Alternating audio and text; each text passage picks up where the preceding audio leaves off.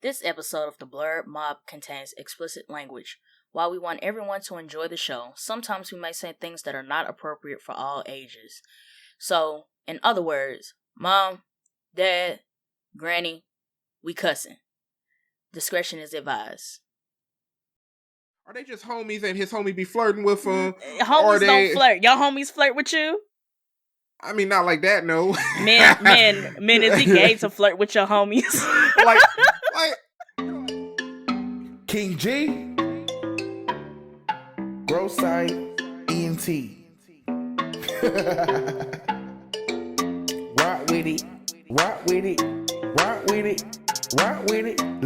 Let me pop my shit. Let me pop my shit. Hands up. What's up, y'all, and welcome to the Blurred Mob, your hub for all things black and nerdy. I'm your host, Foop, joined by my co-host, Ryan. If you're listening to this on Spotify, Apple Podcasts, or any other streaming service, make sure you hit that follow button so you can get updates from the mob.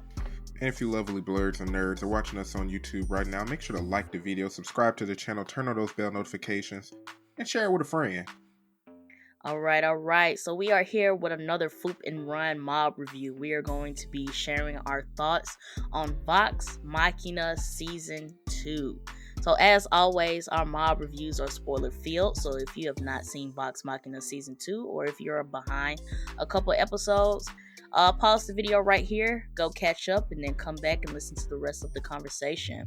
Also, make sure to check out those affiliate links in the description for Entertainment Earth and Right Stuff Anime. Get you guys some anime, some manga. Not some anime. No, they sell DVDs on there. They sell DVD. I seen some DVDs on there. You can say it that way. Okay. You ain't wrong. Go get you some anime, some manga, some statues, some Funkos, anything your heart desires, and support the mob. So, how you feeling, Ron? How you feeling? I'm feeling good, bro. It's a Sunday, sun shining, good television. I'm good. Television. This is now my only gripe about Vox Machina. I just wish they didn't do like 3 episodes every Friday. Because as soon as the season starts, it's over. Yeah, and then the second you miss a Friday, now you 6 episodes behind. So if you Hello. If you in the fandom and you on Twitter, it's like, man, I don't even know what y'all talking about for like real right now. Major catch up. So yeah. But Vox Machina premiered on Amazon Prime. Season 2 premiered on Amazon Prime on January 25th, Oh, no, that's the first episode date. Come on, guys. Give me correct information. Season 2 started on January 20th, 2023. And the season ended on February 10th, 2023 with 12 episodes. So the first hot take I want to get into, did Season 2 live up to the hype of Season 1? It maintained it. It maintained it. I'll say, like, when I jumped into it, I was really excited. It's not that they like lowered my expectations. I didn't really know what to expect, but it was enjoyable. You know what I mean? Like I thoroughly enjoyed it for the most part. That first episode was disgusting. Yeah. Do you hear me? When the dragons came, and it wasn't just one dragon. Like when the Chroma Conclave showed up, and like was like real deal killing people, I was like, oh yeah, this is. It was brutal. Like yeah, and I know, like, with the group, you know, in some way and form, they have some type of plot armor. But the way that everything was going down, I was like, I'm halfway scared that somebody's going to die in this first episode. Yeah. Because of how it went down. Yeah, they definitely set the tone because, you know, they ended season 1. It was like, oh, the dragons are coming and they finna mess some stuff up. And it was like, ugh, cliffhanger. Like, what y'all doing here? I want to see what's going to happen next. They followed through. They followed through pretty good. I like it that it was just utter chaos the first episode. And they didn't, like, drag it out. So, you know, like some TV shows, like, dragons or like the apocalypse shows up and they drag it out for like 1 or 2 episodes. Like the apocalypse came and went. Like they had to get out. Like there was no fighting. Like the thing I like about Vox Machina is that they know how to get the fuck on down. Like the pacing is actually like pretty solid. Like they let you see what they know you want to see, and they keep it pushing. I'm talking about like they know when it's time to go. Like Mm-hmm. we gonna do our best to try to help, but when we see we can't help no more, Oh it's yeah. time to go. My crew with me, like they know how to get on down when it's time to get on down. But Yeah. I definitely feel like it lived up to the hype of season 1. Mm-hmm. Especially with the whole D&D thing, is like with the campaign, like season 1 was just, this campaign, and then season 2 is now going to the Chroma Conclave, and I'm assuming that that's going to continue into season 3, but it's like, it's that new event, it's like that new adventure type thing. Like there are some pieces that we're going to pull from season 1, but it's like this is a new adventure, these are new choices, these are new abilities that everybody's going to learn, etc., etc. So I thought that the thrill of the discovery of it was still there. Yeah, because season one, it was mostly like what, like two major stories going on. Like yeah, we saw old dude with the white hair and his family and how his gun was cursed. What's his name? Percy. It was a lot it was a lot of focus on Percy and then just Vox Machina creating their name. This Hmm. season did a great job, and like like obviously it was like a major campaign going on. Like, oh, we got to figure out what we're going to do against the Chroma Conclave. But they had a lot of stories going on, and they was all pretty interesting, honestly. I'm glad you brought that up because season 1 was mainly focused on Percy, and then you got a little Mm-hmm. bit of Pike in there as well, like when she lost her powers. So Yeah. you kind of had to explore like where do her powers come from, etc., etc. But I Mm-hmm. definitely like in this season that we did get a bit more expansion on several characters. Vex, Keyleth, Grog was a surprising one that I was not expecting them to expand on. And then Yeah. you get a little bit of Scanlan, like developing as a character. I didn't really care too much for what they were trying to do with Scanlan, but it was you have to Uh, include it. I feel like Scanlan.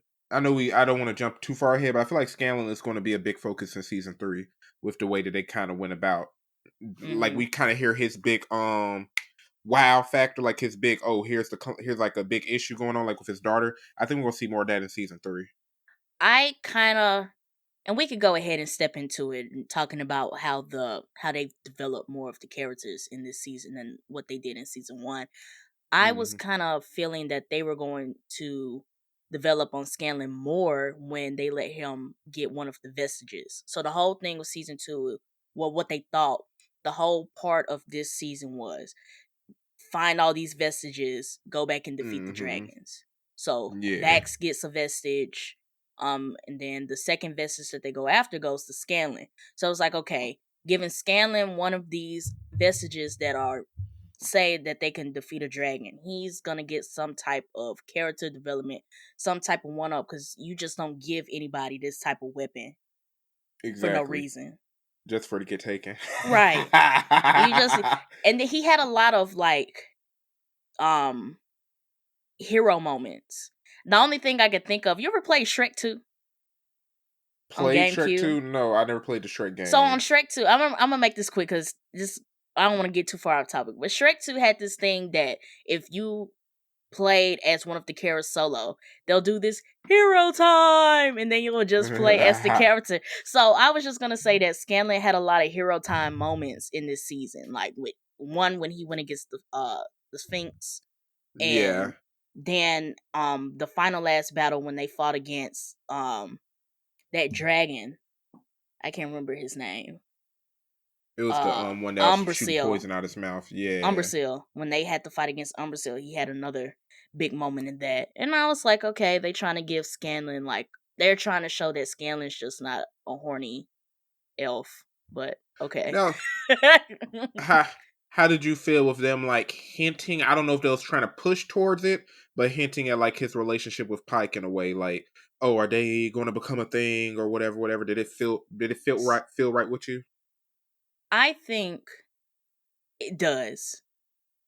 And I really like the pairings that they're doing in Vox Machina. I really like. I really like the Mm-hmm. the Vex and Percy, Keyleth and Vax. and then you have Pike and Scanlan, and then Grog's just, out here He doing his chilling. He thing. chilling. But the thing about it is that Pike gives me like tomboy vibes. So she's not, if you remember like the type of women that Scanlan was pursuing in like season 1, Pike's not, she's different. Like she's Yeah. not the type that Scanlan would actually go after. So I like their dynamic, that Pike is really like that tough, I'ma handle my shit, you're not gonna talk to me any kind of way, Yeah. and The opposites Scanlan's attract kind of vibe. right, and Scanlan has to Yeah. be a little bit more than his usual womanizer self to impress her, because you saw it in season 2 where some of the things that he would usually say, like his usual Scanlan get the ladies lines, and Pike was like, "Why would you say that to me?" And he She was like, like, get that away from me. "So I mean, I think it's cute. I think all the Mm-hmm. pairings are cute because I like the way that they're not forced. You Yeah. know, in season 1, they hinted like, okay, these two are going to be a pair, these two are going to be a pair, these two are going to be a pair, but it's not like, yeah, let's really focus on this relationship. Like everybody is still exploring themselves as an individual, and then Yeah. whoever their counterpart is just complementing that. The biggest And the fun. example to me was, you remember when they went to the Fae dimension and they Mm-hmm. found out that Vex and Vex's dad was there. And Percy, stood up for Vex. He was like, Vex don't really need nobody to stand up for her, but him making that step to like stand up for her, but not really like forcing his, I'm a man. This is what men Yeah. do for women. It was And nice. It was a nice touch. yeah, and a lot of them were like pretty natural. Like, you know what I mean? Mhm. Like the fact that she was like, "Oh, I appreciate. Like, I can handle myself, but you know what? You're the first dude outside of my brother to look out for me." Or the fact that Scanlan and Right. Pike was like, "Oh, I see you looking out for Grog. I don't really see this side of you Mhm. much." And I thought it was welcoming. But like Vax and Caliph, Vax is I know it's easy to get the names confused. Vax is the guy. Vex is the girl. Vexalia, right? Correct. Mhm. So like Vax and Caliph, I actually thought that wasn't going to go any further. So it's interesting that they're hinting at it because in season 1 I thought it was kind of like I'm she ain't feeling him, so he's like, "Ah, we just cool." I'm borderline Vex is bisexual. I'm that's Honest, that's the vibes I've been getting from Vex. I never knew how to interpret his relationship with old dude because they barely showed him in season 2. I was like, are they just homies and his homie be flirting with him, or are Homies don't they? flirt. Your homies flirt with you? I mean, not like that, no. Men, is it gay to flirt with your homies? like, like like men can hug. You know what I'm saying? But I don't but know. okay, but I would say this, like, men can hug and we can talk, and but the way that they in their interactions Yeah, gave me a little bit more than y'all just friends. And then you see him beside Keyleth, and if I'm not gonna say Vex is bisexual, it gave me bisexual vibes. And if he is, I just like it because Dungeons and Dragons is that basically you can be anybody you want to be. yeah. And you definitely see that throughout the show. Like playing Dungeons and Dragons, I could just imagine like because this came from a real Dungeons and Dragons game. Like Mm-hmm. they just put their campaign in the show. I could just see all these folks sitting around and they like rolling their dice, making decisions, and the dungeon master's like, "Oh, this is So gonna happen to y'all." one thing I did watch on YouTube, I want to say that might have been like episode 3 when Vex died. Mm-hmm. I watched the side by side of them actually playing the campaign from when she died and how they transferred it to the animation, and it's pretty spot on. Now they did like exaggerate because the music and the backstory and stuff like that. Like Mm-hmm. you had to pull some strings, but it was like basically the same way that it happened in the campaign is the same way that they did it in the show. I'm gonna have to watch the YouTube episodes of it. I'm gonna have to do that. They're like 4 hours, which makes sense. Yeah, that's how a It campaign be. which makes sense, but I found it just watching how they were playing and how they Mm-hmm. transferred it to the series. It's like, okay. So and then I'm reading in the comments and everybody's in like they're getting praise for it. So this is a unique type of live action to animation type adaptation. Mm-hmm. And the fact that they're giving it justice is dope as well. it's an interesting concept because like we see books to movies or like we see like novels and manga to anime, like we see all of this, but it's like, oh, somebody played a board game, created their own campaign, made their own lore. Right. Let's put it into a show. Like, that's Like Dungeons and Dragons to animation. Like that's my favorite thing about Vox Machina. It's just that unique like take on yeah. it. It's very different. Like I honestly think Vox Machina deserves a little bit more hype than what it be getting. Definitely. I think it deserves maybe like arcane level cyberpunk edge runners type hype. Yeah. I wish that um and I don't know, it could just be like the fantasy thing that you don't get too many people in the fantasy, and then where it came from as well, because if you don't like if you didn't know who Critical Role was before and had watched the Hmm. campaign before, Vox Machina would just be like a blank box for you, opposite of Arcane, which has League of Legends behind it, and Cyberpunk Which Edge got Runner has esports and everything. right, and Cyberpunk Edge Runners, which obviously has Cyberpunk behind it. Yeah. But I definitely think it deserves to be up there, like in recognition with those animated projects, definitely. Yeah, especially since Amazon did such a great job at like marketing Invincible and like hmm I think it's a But lot of but fans of Invincible, Invincible. but Invincible has content behind it too, It got the whole comic, yeah. the comic books and stuff. So we Yeah. already know how that goes, like comic book to Hmm. animation type adaptation stuff. But the next hot take I want to talk about is the Vestiges. So this whole season was about Vox Machina finding these vestiges to defeat the Chroma Conclave. Vax gets a vestige, Scanlan gets a vestige, he loses it, then gets it back. Grog gets a vestige, and Vex gets a Hmm. vestige. I think the most notable one that really like I would say that really pushed a character change was Vax's vestige. Vax Vax was already one of my favorite characters because I always lean towards the rogue anyway. That's what I played when I hmm played Dungeons and Dragons. But I love how his vestige is like playing onto his story. Like I'm Right. following this like goddess or whatever, divine being, and I have to follow a mission, like she's guiding me. Like I thought that was like really cool. And the way he got it is like very like I understood his conflict because of how Hmm. he got it. Like you didn't get it because oh we found the vestige, who's gonna take it? Oh Vax, I volunteer myself to take it. He had like in that moment, he felt like he had no choice but to take this vestige because Vex was dead, and if it looked like it was going to be her, and he Hmm. was just like, nah, I don't know what this is. This not I about to happen to my sister, so I'm about to take it. sacrifice me instead. I'll sacrifice whatever I need to do, whatever promise or oath I got to fulfill. I'll Like do it. he did not know what was about to go down. He was just like, Hmm. anything to save my sister, and he took it.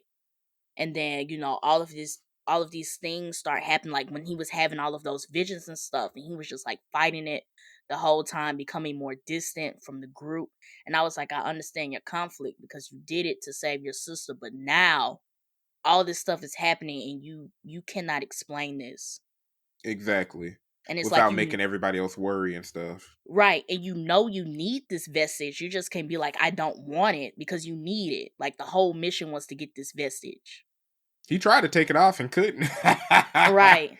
So it's like him watching now he's gotten to the point where he's accepted it. Like he took that leap of faith and Hmm. now he's become the champion. And that was really cool because what it reminded me of, I know you never played Skyrim. It reminds me of in the Thieves Guild quest line when a thief follows the Daedric Prince Nocturnal. Because they get a whole little cool outfit and it reminds you of a raven as well, or some type of dark black bird, like probably a crow. And like you have to follow her in the darkness. Like you're a special like person Mhm. because you're following them and following their destiny. Because I forgot what Nocturnal stood for in Skyrim. It's been a minute. But it was dope. His vestige was my favorite, to be honest. His vestige, I think I liked Grog I didn't Grog's vestige is pretty kind of like basic, straightforward, like big Titan hands. Like we've seen I that get big before. and I get strong. But Yeah. I think what made me like how they got to getting them was the expansion on Grog's storyline, which gave a That was bit more. very interesting. That gave a bit more emphasis on the Vestiges, because like metal hands, sure, we've how many times have we seen metal hands? Right. But the fact that, he was part of this tribe, and it goes into how he met Pike, it goes into why he stopped fighting with them, it goes into their whole culture, it goes into how they're working for the Chroma Conclave and all of that. So the way they expanded Grog's story was great for Yeah. me, because when you first see Grog, he's a brute. He's a stupid brute. And I like how they keep the story from each vestige like different, because like Vax kind of set the tone where I was like, oh, so like each of these vestiges is like tied to like a divine being or something. But then Mm-hmm. you get to Vexalia. Oh no, she just got a magical bow that's in another dimension. Like she just got to go get it. Grog, he got to fight his freaking uncle. We don't know Right. how his uncle got it, but it's there. It's just you just got to fight And and then the beat the person to get sword, it. and then the Was sword tied to was that like, Sphinx. yeah. So it's kind of like, I think I like it that all of them weren't tied to magical beings. It's just like, because it adds fun to the adventure. Oh, we Yeah. need to go get these Titan gloves. Where are they? Oh, they with my uncle. We just went into this temple and saw Vex die for a vestige. And now the next vestige Exactly. we just got to get it from your uncle. We just got to beat him in a fight. Like that's what we talking about here. That's what we doing here. I do like that, and also like that they're still expanding on the world as well. Like all these vestiges aren't in one spot. There's different ways to get them. Like all of them aren't unlocked the same way, and things like Yeah. that. And I also like that all of the vestiges fit the person that they went to. Does Scanlan's sword fit him though? But with the character development, Yeah, but did when you see it Scanlan wielding a sword no, though? before Scanlan touched the sword, I was like, no, Scanlan will get the sword and somebody else will get it. But they let him keep it, but it went towards his character development to hold this vestige. And going to the end of the series, now it just seems like the vestiges don't matter. So it seems Yeah. like, to me, it didn't make sense for Pike or Keyleth to get a vestige. Because as we can already see, as Keyleth is going Keyleth can hold on her her, own. she's gonna be OP by the end of this series. Mm-hmm. Like when she turned, like that whole episode when she turned into that big fire monster thing, I was like, she doesn't need a vestige. Right. She just need to master her magic. Right. Pike, I didn't think that Pike would need a vestige. Like everybody who got a vestige to me made sense for them to get the vestige. And for the season ending where one of the dragons from the Chroma Conclave took over that lady and was like, the vestiges at this point don't even matter. And I was like, okay, if this stops the whole search for the vestiges thing, and then season 3 is just a whole different thing, but these members have a bigger one up because they have these Yeah. vestiges, then I was like, okay, so now everybody's kind of like on equal levels at this point. Well, now that Percy ain't got his little cursed gun thing anymore, he's kind of like, I wouldn't say he's on the level of like Keyleth, let alone like he's on the level of Pike, let alone Keyleth. He just be shooting. He do. I He I I think, okay, he needs something. but let's He talk needs about this something. though. There was a secret plot. I won't say secret plot. There was a plot because you remember somebody was following Percy, or when they went to Mm-hmm. that town and they was like, oh, I need to restock. And he was like, yeah, somebody just walked in here and got the same thing. And he was like, who? Oh, when he was at that store, yeah. Mm-hmm. So there seems like wherever he learned that art from, that lady, he might get leveled up from whatever that plot is gonna lead Yeah. to. Yeah, I feel like we're going to get more out of Percy and Scanlan in the next season. I feel like they're going to be another big focus. Yeah. But let's talk the end. Oh, next part. Let's talk about the villains. we kind of talked about the Chroma Conclave, like as we were talking about the movies Vox Machina, but flat on the table, sole topic. How did we feel about the Chroma Conclave? I think they're interesting. I like the fact that we saw what's the poison dragon's name? I did not remember it. Umbrasil. I like that we see like Umbrasil kind of like doing his own thing, and he had like an assistant or an ally, the girl that was working with him. I like that he was kind of like trying to work on his own, so you don't know how much unity is going on, and then the leaders succumb by greed for all the gold and stuff. Seems like he got what baby dragon eggs, and he's trying to raise them up. Like they're interesting. Don't get me wrong, like they're very interesting. So I'm eager to see them like expanded upon and see that little other dragon that was supporting the leader and everything too. Yep. They're interesting. So the leader, Thordak, is bring me all the gold. So this whole time it's just like, bring me gold, Bring me go gold. scour, make these alliances, have these people, they're either gonna work with us or they're gonna die. Mm-hmm. And and in the back of my mind, it's just like, why do you need all this gold? Turns out he's making dragon eggs. Yeah. So now the plot twist at this point is that Rashan was the dragon that took over the lady at the end. Right. She was like, we gotta band together because he's doing some shit that we wasn't even aware about. And it's interesting because like why, like I want to see why they're against it, because we're assuming, like we don't know for sure that they're just dragon eggs, but it's like that's an easy assumption. Like why would she be against him having more dragons? Wouldn't it be a good thing if there's more dragons in the world and blah blah blah blah blah? I can only assume that it's like a power thing. In Could my head, I'm thinking it's a power thing because you got one. It's not a lot of the Chroma Conclave. I think it was like right. they killed one in season 1, but we didn't know that dragon was part of the Chroma Conclave. Right. Unless you've seen the whole campaign, then you knew. But I didn't know that the dragon that they killed in season 1 was part of the Chroma Conclave. So then it's like, what, 4 of them left? Yeah. So you got 4 dragons, 4 of these unstoppable dragons, like bringing the whole planet, the whole humankind to their knees to work for them. If more dragons come about, then you kind of lose that leverage. Exactly. Like, and then I guess maybe the kind of dragons that he's about to hatch, because all of the dragons have their own unique, power set. But if all of these are Thordak's dragons, then it could be possible that he might be bringing an army to basically just like, F you guys, this is my army, we about to take over. But I thought like on some world domination type stuff. Right, and then they're probably looking like, but I thought we were all in this together. And he was like, look at my army. Does it look like I need y'all? What do I need y'all for? My children. Rise. my children. But I thought the Chroma Conclave were I think they are a unique type villain. Mm-hmm. And villain group, yeah. Right.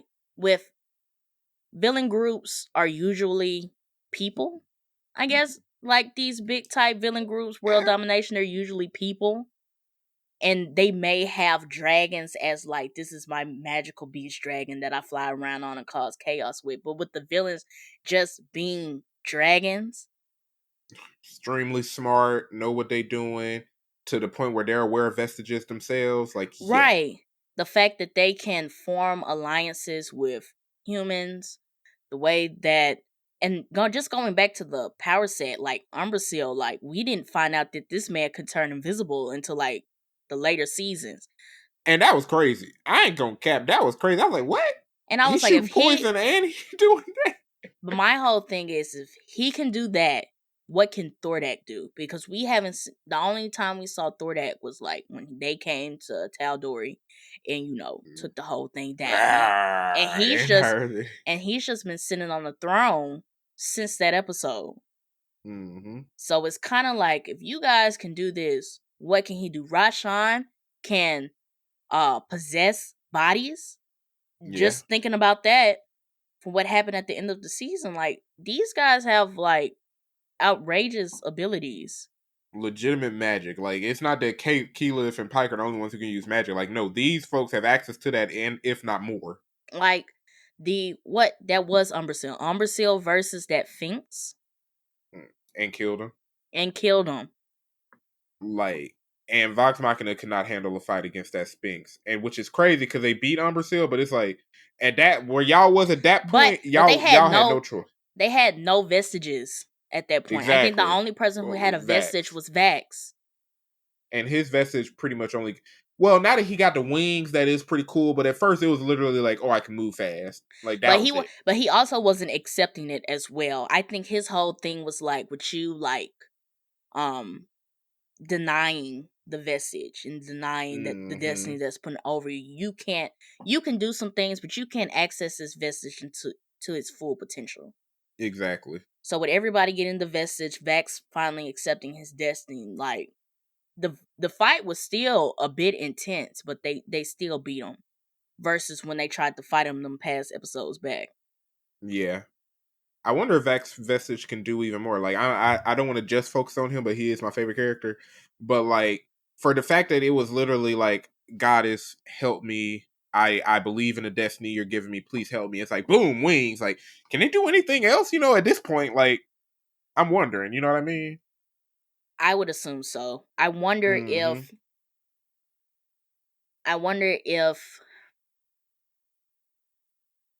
as like the time goes by and how, because when he learns his full thing, his whole thing is like fate. Like, you are the protector of like everyone's fate. Yeah. So it's kind of like, as the challenges go ahead, as they continue to fight the Chroma Conclave, like what you said, what other abilities is he going to get to like complete this part of the path that he has? Yeah, because Vexalia's, hers was pretty like, it was like, oh, I can shoot any type of magic arrow or whatever. And like, not that it's bad, especially now that she got a magic broom. Like, that's a dope combo. Don't get me wrong, that's a dope combo. Yeah. But Vax's seem like really, I'm not gonna say bizarre. It seems like it can be effective in various situations. It just seems very, like I was saying before, like his is just so like in depth, and everybody else is a bow, tighting gloves, a sword, and then his is like, I'm the merchant of death. Yeah. It's so like you got something more over here, my guy. I don't know, and I don't know if that's just like how the campaign was written, just for like that character boost, but it made him a lot more interesting. A lot more interesting. Vax is definitely at the top of my list. Scanlan got pushed to the bottom. He was always at the bottom, but he's Scanlan was always at the bottom. Grog is the one who got pushed up, in my opinion. Yeah. But there was nothing really wrong with Grog other than the fact that he was a little bit behind in a lot of areas. But he was kind of like tropey at first. Like, it was like, yeah, I'm the fun-loving brute. And now it's like, oh, you got like feelings for real, and like you go through stuff and like trying to figure it out, and you're bond with Pike. Grog got pushed up because he had more character depth than just being the stupid brute. You know what I mean? Yeah. I don't know. Scanlan's at the bottom for me. I think his whole thing in season 2 was like, at the end, was a bit annoying. Like, I don't want to disappoint my daughter. Let me go fight. Oh man, we can't fight this. I'm finna go. But wait, my daughter. But oh man, we really can't fight this dragon. Like, Keyleth was at the bottom of my list too. But when that episode, when she turned into that big fire monster, when she stopped, like, I don't know, guys, and really just, like, handled her business, I was like, okay, Keyleth. Okay. Yeah, and you kind of see her like becoming more confident, so you do see like the little shy person trope like grow into themselves. I'm enjoying that. Like, she's like in the middle. Vexalia, that's my girl too. I'm sorry. Vex is my favorite. Vex is my girl. It's Vex, Percy, and Vex. Those are my top 3. For me, it's Vex. Percy straight. I almost want to say Grog now. I think Vex, and Grog are my top 3. I really like Percy's storyline in season 1 though.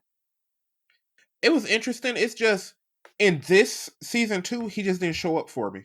You know what I mean? Like, and I understand that they had to focus on other characters. I understand how D&D campaign goes, but for me, it was like season 2 was like, yeah, you kind of just everybody else coming up, man, they had to catch up to you, but Yeah. now they here, Now you got to recatch up. Yeah, you got to recatch up. Season 3, Percy's catch up. So let's talk season 3. Let's talk about some theories. What's your biggest theory for season 3? Obviously, I think those eggs are dragon eggs. I feel like anybody would assume that. I think they're going to hatch. I think we're going to get more from Percy. I think we're going to see more out of Scanlan. I don't know if they're going to play more into his daughter. I don't know if we're going to see more of him and Pike's relationship. But I think those are going to be like the 3 big focuses.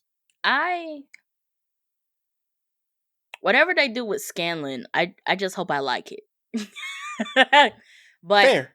I definitely agree. Those are definitely dragon eggs. Now, I think I still want to play on my thing that Thordak may be trying to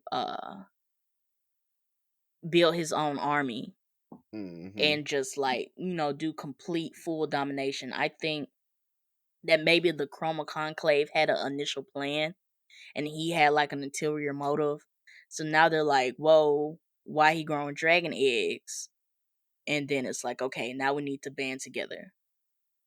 Do you think the dragon that's working with Vox Machina, working with them, you think it's going to be like some type of redemption? Like, oh, at some point, we and the dragons and the humans are going to get along, or do you think it's like, nah, she's trying to get her way, and then she's going to betray y'all? Like, what you expect out of that? I think she's gonna betray them. I think she's reaching out to them because she knows they're getting they just killed Umbrasyl. So first note to take is that they can kill dragons. So I'm not really, the enemy of my enemy is my friend at this point. Yeah. They know how to kill dragons. I'm not really, fooling with what Thordak has going on. So let me give them as much information as I can so they can kill Thordak and whatever he got going on. And then, I go about my business. Exactly. She's basically self-motivated. Like, I'm trying to Right. I'm working with whoever can help me get what I want.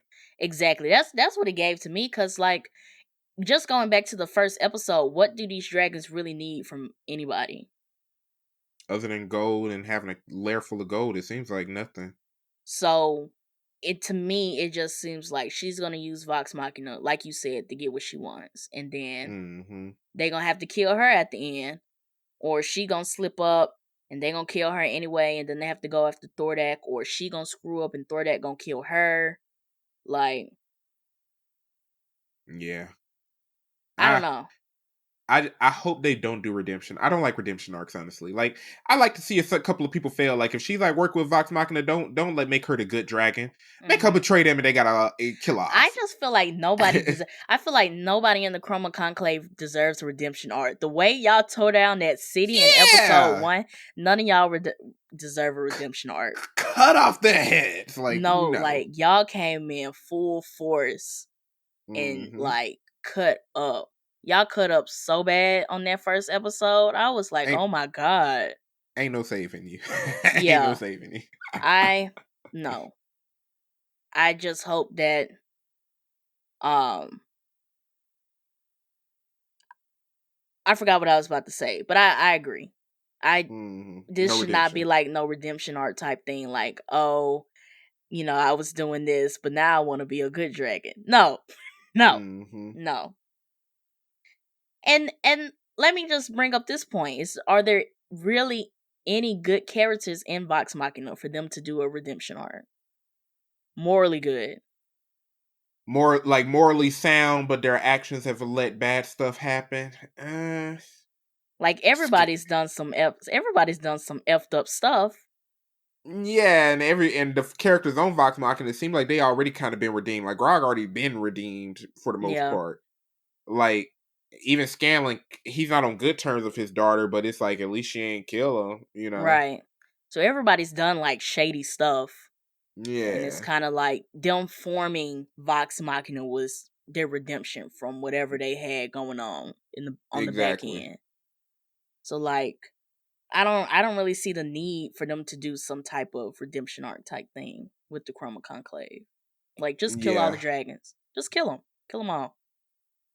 And you know what? I thought they was going to do something bigger, like kind of moving back. I thought they was going to do something bigger with that blade that Grog got from the little vampire magic dude. Yeah. I thought that was going to turn into more. But I kind of did Well, enjoy what they did do with it. I think it did turn into something more. Like it got to the breaking point to where he stabbed Pike, Yeah, where yeah, he couldn't control. Like Grog's whole thing was like, where does your strength come from? Like you're not strong for no reason. Like what yeah, motivates you to like, you know, rev up?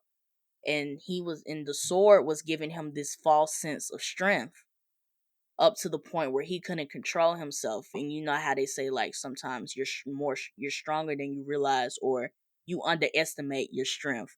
And he yeah. underestimated the power of the sword that he thought he had a handle on, but no, you didn't. Yeah, and that was interesting because like I was surprised, pleasantly surprised. I was like, oh, I break this blade and I lose my muscle. Like I thought it was gonna be like a demon pops out, we Right. finna go to battle. Like it was like, no, bro, you covered in blood and you lost all your muscle. That was like it was interesting. You know what I mean? Like But that I was a guess different take. but if you look at Grog, what is the one thing you could take from Grog that would hurt him the most? That would make him do a full 180 as a character? If not his beard, his muscle. You would have Yes. to take you would have to take his strength for him to do a full 180 as a Go. character. I feel like Yeah. they took away the best thing they could have took away from him to do that. Hmm. It was the same thing with Vax. Like what's the most important thing to Vax? Like if you took this thing, he would have to do a full 180. His sister And they Vex. took Yeah. Vex. Hmm. So I think that they do they do a really good job of like hitting them where it hurts the most. Yeah. And like with Yeah. Grog, it's silly. Like he lost all his muscles, and then they had Pike and Scanlan out of everybody dragging him around. But like These when two you, dwarves when you carrying him really around. look at it, like Grog has lost his sense of self.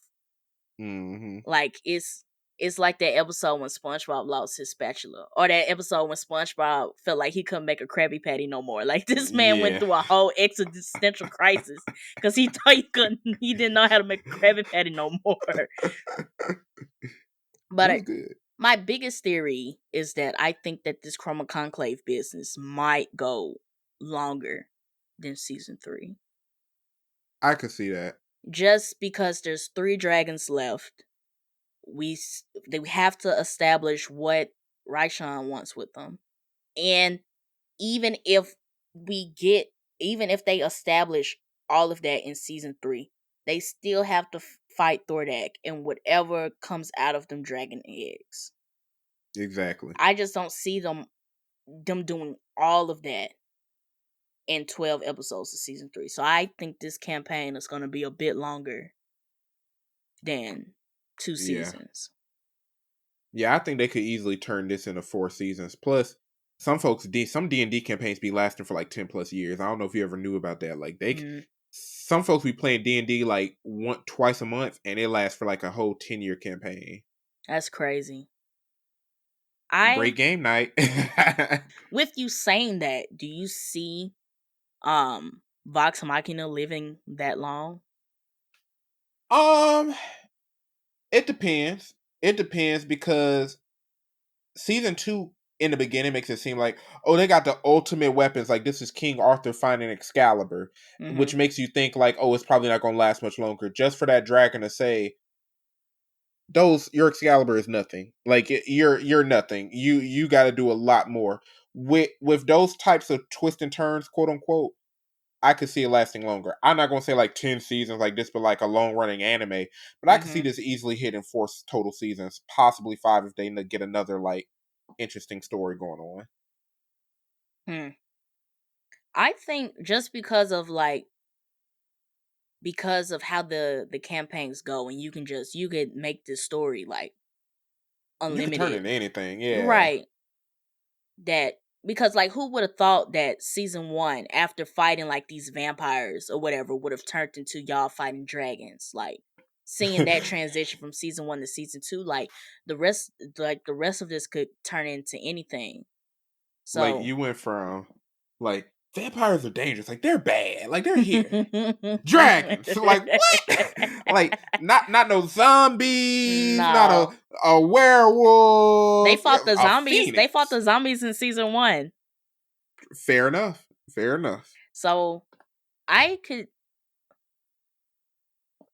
I agree. I don't think they would do like 10 plus seasons of Legend of Vox Machina, but I think that they could do a good amount. Like if they wanted to do, like, they finished this whole Chroma Conclave campaign, and then like the final couple seasons or this last campaign, and then they just did like 3 campaigns of Vox Machina. I could also see Critical Role spawning off, I won't say a spin-off series, but just making another D&D animated. It's not Vox Machina, it's just this whole other group. Any other team, yeah. Right. Because D&D settings can be like anything. Like, you could be like a steampunk era. You can be anywhere. So I could see them doing that. Like if Amazon Prime was like, look at the ratings on Vox Machina. They really like this type of content. This is getting more people into D&D, etc., etc. Yeah. Then let's make it a Critical Role universe, and Vox Machina is a piece of it. But now we're done with Vox Machina. Here's this next group. Same animation type, still Critical Role, but here's just another group that you can follow on these couple campaigns. So what I want to know, because I still need to look into the YouTube folks, did they finish their campaign? Like, is it still ongoing? I didn't look. The videos I saw were like dating back to like 4-5 years ago, or maybe it may have been like even longer than that. So right, I have no idea if they're finished. I know where we're at now. They've already did this like years ago. Right. So it's possible that they're done. I think it could be fair to assume that they're done with this Chroma Conclave business, and they could be somewhere else still playing the whole campaign. But I think they're done with this Chroma Conclave business. Okay.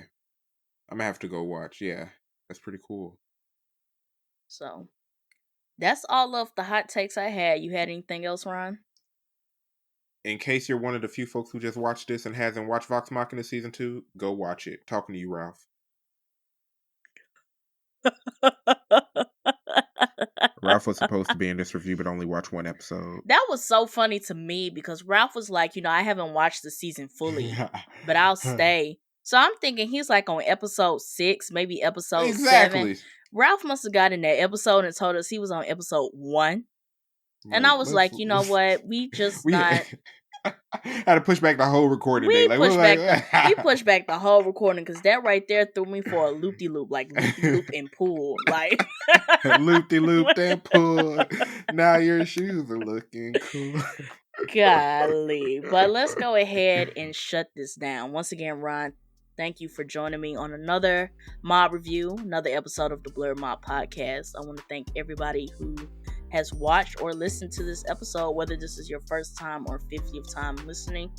It's always appreciated. Make sure you guys check out those links in the description, our affiliate links for Entertainment Earth and Right Stuff Anime. Get you guys some cool stuff and support the mob. Make sure you follow us on our social media platforms. We are on Instagram at the Blurred Mob Pod. We're on Twitter at the Blurred Mob. You can find us on TikTok, Facebook at the Blurred Mob Podcast. And yeah, with that being said, this is the mob checking out. Peace. Hands up if you loving where you at, stand 10 toes down, shout ain't no looking mad. You can let them haters hate when they answer where I'm smiling.